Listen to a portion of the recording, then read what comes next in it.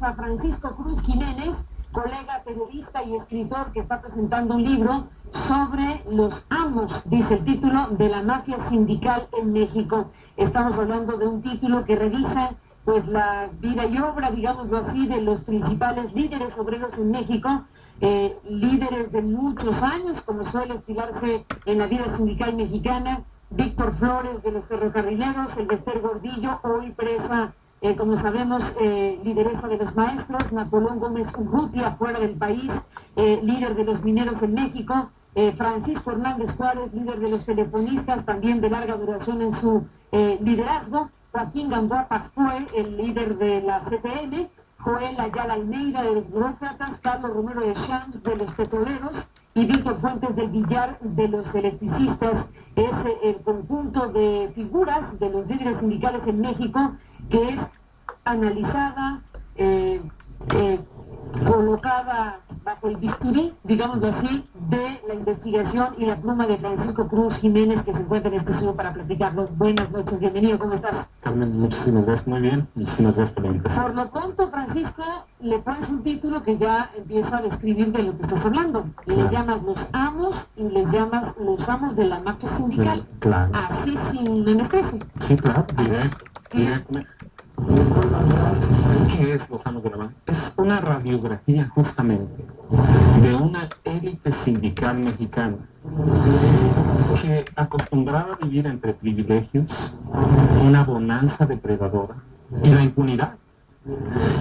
Revisamos en los amos de la mafia sindical las extrañas formas, por llamarlo menos, insólitas o turbias en las que se hicieron de la dirigencia para crear una gerontocracia tan profundamente antidemocrática que solo conoce una política laboral, la del cinismo. Desentraña el libro cómo estos personajes, a través del terror, la intimidación, las componendas y sobre todo el contubernio gubernamental, se hicieron de las dirigencias sindicales. Hablamos de muertes, hablamos de enriquecimientos, desaparición de fondos mutualistas, de los trabajadores, todo eso para conformar una mafia, lo que son, ¿sí? Que no se mueven del poder sino es a través de la muerte, a través de la cárcel. Y los ejemplos los tenemos muy claros de hace mucho. A ver, hablemos de ejemplos, porque aquí tenemos una selección bastante clara de estos perfiles que estás mencionando. Dices, o la muerte o la cárcel. O la muerte. Los mecanismos de acceso, perpetuación en el poder sindical cuando logran terminar hasta la muerte. O bien, terminar en la cárcel. En la cárcel. Es el caso del Elbester Gordillo, pero no es solo el caso, la quina por otro. Sí, pero tenemos sucesiones en donde la cárcel interrumpe un liderazgo, pero lo sustituye por el que continúa. Por el que continúa, que es ellos orgánicamente continuado. Sí, el hombre de confianza. A ver, cuéntanos estos dos casos en particular, que son los que la cárcel ha terminado. Por ejemplo, tienes el caso del Elbester Gordillo Morales. Sí. Lo que hacemos es una retrospectiva. Y cuando se hace esta retrospectiva hasta 1940, encontramos que cada líder del CENTE, a partir de Jesús Robles Martínez, ingeniero, que no maestro, impuesto por Manuel Ávila Camacho y Miguel Alemán Valdés, la única forma de derrocarlo fue a través de la presión de uno de sus hombres de confianza, de Manuel Sánchez Víquez, que era el líder formal, no el vitalicio, que era Jesús Robles Martínez, con el visto bueno del presidente Luis Echeverría Álvarez. Un golpe de timón, tomada la Secretaría General del Sindicato, de edificio. Y después, en los 70, 1936, en septiembre, y después, ¿cómo cae el maestro Jonguito? A través de su mujer de confianza, su examante, porque él lo reconoció públicamente y ella también. El hombre que la formó, que le dio todo en 1989 a través de Carlos Salinas de Gortari en la presidencia de la República y con la operatividad de Manuel Camacho Solís, le dan un golpe de timón. Mientras al maestro lo estaban renunciando en Los Pinos, a Elbester le estaban dando posesión del sindicato. En 1989. Este año pasó lo mismo. El hombre que ella formó, en el que confió, que llevó a la dirección sindical o secretaría general, como quieran llamarle, al liderazgo de los maestros, acepta ser su sustituto mientras ella es enviada a la cárcel. Entonces, ¿cómo acabaron con este liderazgo? Solo a través de la cárcel y con la mano clara de los presidentes de la República.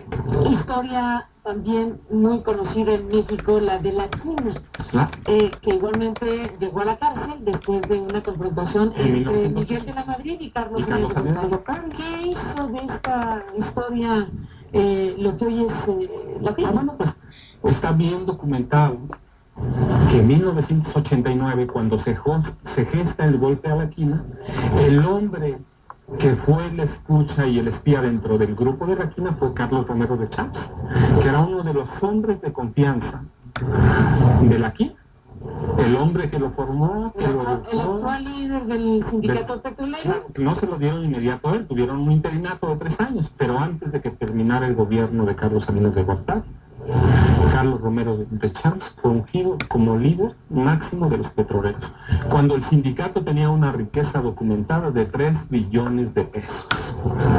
2 billones en propiedades, millones de millones. Billones, claro. Billones.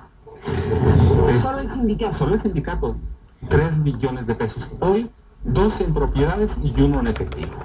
Hoy nadie sabe dónde está ese dinero. Y bueno, la vida de Carlos Romero de Champs se ha documentado paso a paso, día a día. De su familia. De su familia, de sus hijos. Y ha asegurado el porvenir de su familia hasta por 1000 años de algunos. Entonces, esa es la forma de acabar con los liderazgos. Y él sigue ahí. Le acaban de aprobar un aumento salarial inferior al 4% para los empleados y en prestaciones superior al 13% para la dirigencia sindical, en viáticos y otras cosillas. Bueno, aquí el tema gubernamental es clave, desde luego. En el caso del Bester Gordillo, la lideresa del sindicato de maestros, que al arranque del sexenio que actualmente está en México, al arranque de este gobierno, es encarcelada. Y en ese momento se activa, digámoslo así, ya estaba activada una reforma constitucional en materia educativa. El factor de anulación de un liderazgo polémico y muy controvertido en medio de un proceso legislativo tan trascendente como este. No, claro. La sustitución de un liderazgo sindical que, por supuesto, no tenía ninguna fuerza para oponerse a lo que ha sucedido ya. Intentó y por eso la sacaron. Quiso ser una lideresa democrática, por lo menos un poco, cuando se había corrompido toda su vida. Entonces, ¿cómo puede serlo? Pero, mira, hay cosas preocupantes. Hay una reforma educativa. Y a mí lo que me preocupa mucho, que nadie habla, es que tenemos un presidente que fue gobernador 6 años en el Estado de México y anteriormente su tío de otros 6 años, y tenemos en el Estado de México un sindicato, el Sindicato de Maestros al Servicio del Estado de México, que desde su nacimiento se convirtió en el brazo operativo del PRI. No del PRI mexiquense, sí, del PRI mexiquense. Del PRI mexiquense. Sí, es un sindicato de maestros. Entonces, ¿qué van a hacer con esta reforma educativa, con este sindicato? Lo mismo que hicieron del Sindicato de Maestros al Servicio del Estado de México, cuando intentaron rebelarse a algunos maestros encabezados por Fernando Zamora, fueron reprimidos por Luis Enrique Miranda Nava, actual subsecretario de Gobernación federal. Entonces, lo que hacen los amos de la mafia sindical es desentrañar esas formas en las que se hicieron del poder. Volvemos después de la pausa. Cuéntanos de Gamboa Pascual. Después de la pausa.